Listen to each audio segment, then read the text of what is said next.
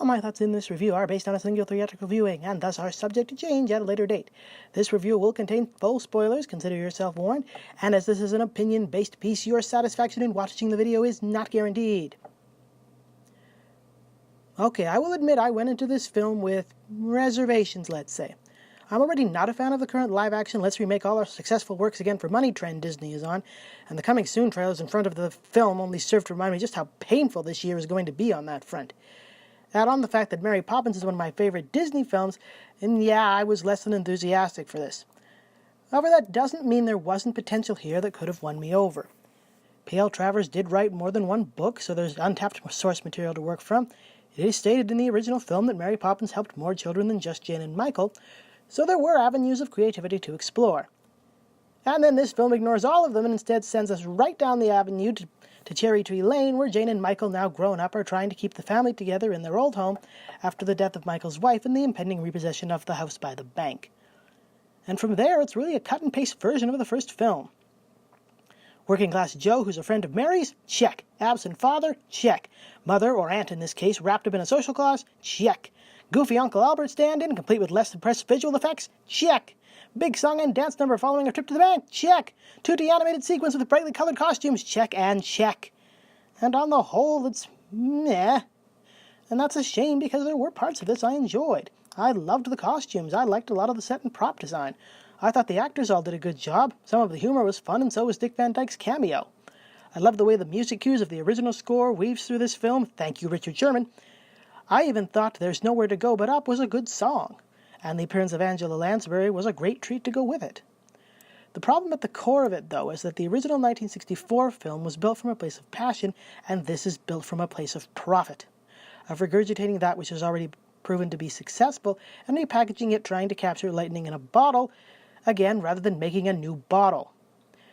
For instance, George Bank has a pompous attitude towards his life and family in Mary Poppins, and Bert and Mary, in my favorite exchanges in the first film, helped him to learn to enjoy his children through a new perspective.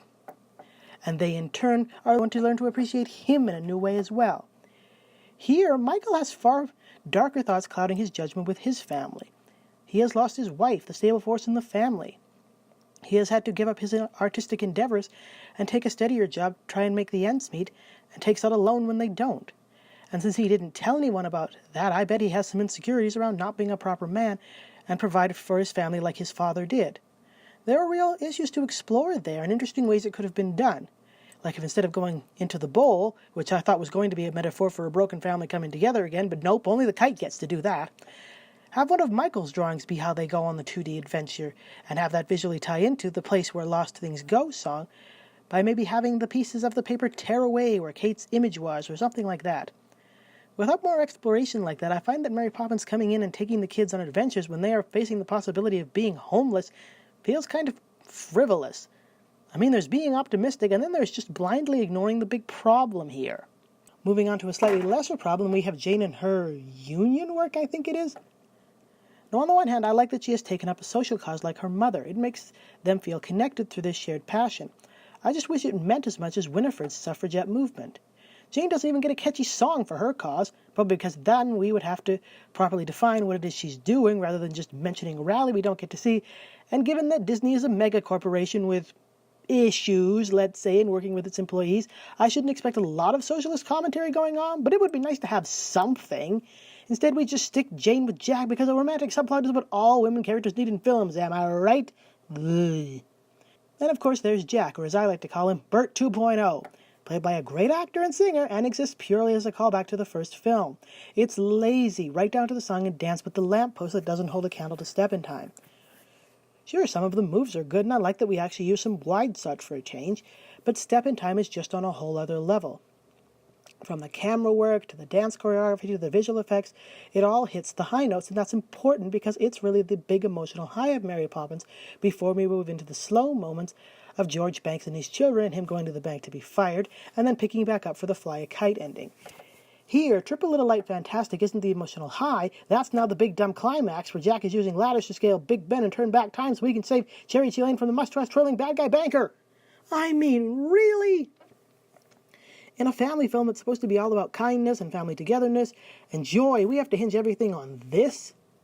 And then we don't even have the banker at the end go up with the balloon like the elder does and the original bankers did with the wooden leg named Smith joke and the fly a kite stuff, and show that everybody is capable of these good qualities. Because showing that people are capable of having more things than just black and white, evil and good parts to themselves would be deep and emotional, and there shall be none of that here, because charts and trends say the big action pieces win the box office, and all of us wanting slower, character-driven, thoughtful films with cohesive themes can just go sick to independent cinema.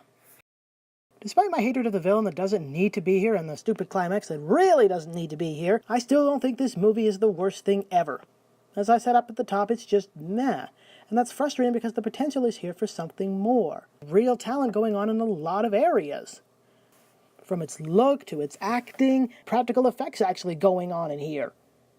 But since profit margins are dictating this and not the desire to tell a good story, you end up with something that as a whole, I have no real desire to see again, except maybe to do a more in-depth review of at a later date. So those were my thoughts on Mary Poppins Returns. If you'd like to share your thoughts as well, the comment section is open for discussion. Like and share if you guys enjoyed the video, and I'll see you next time.